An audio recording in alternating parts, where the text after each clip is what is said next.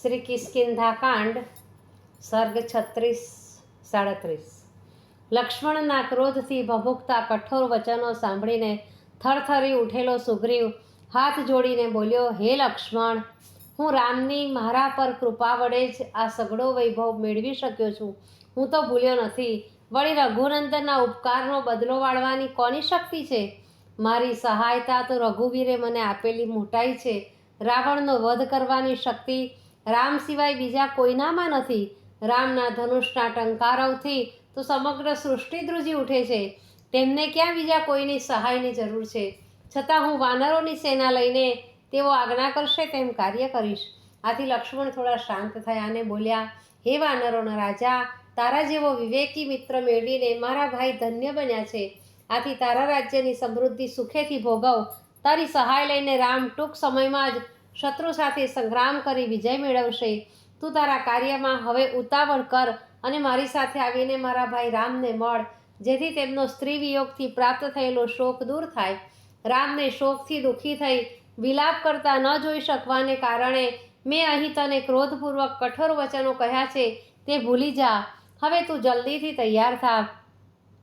સુગ્રીવે નીલને વાનરો એકઠા કરવાની આજ્ઞા આપી હતી, છતાં તેમણે હનુમાનને કહ્યું, હે હનુમાન, અગાઉ મેં નીલને વાનરો એકઠા કરવાનું કહ્યું જ છે, પણ હવે તું ઉતાવળ કર। પૃથ્વી પરના બધા જ વાનરોને તું અહીં તેડાવ।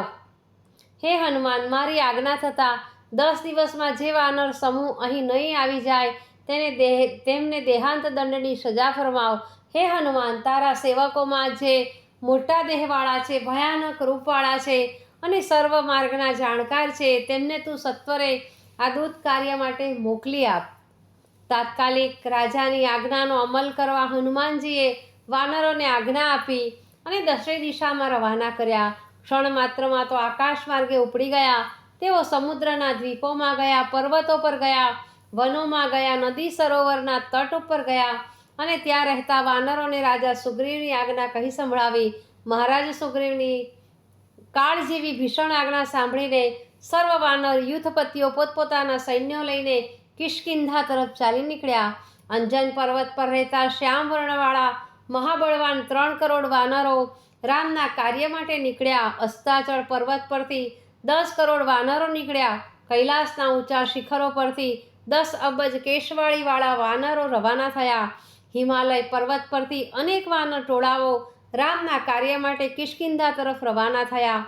વિંધ્યાચલ પર્વત પરથી ભયંકર રૂપવાળા 10 અબજ વાનરોનું સૈન્ય રવાના થયું। આમ અનેક પ્રાંતોમાંથી વાનરોનું સૈન્ય કિષ્કિંધા નગરીમાં આવીને ઉભરાવા લાગ્યું।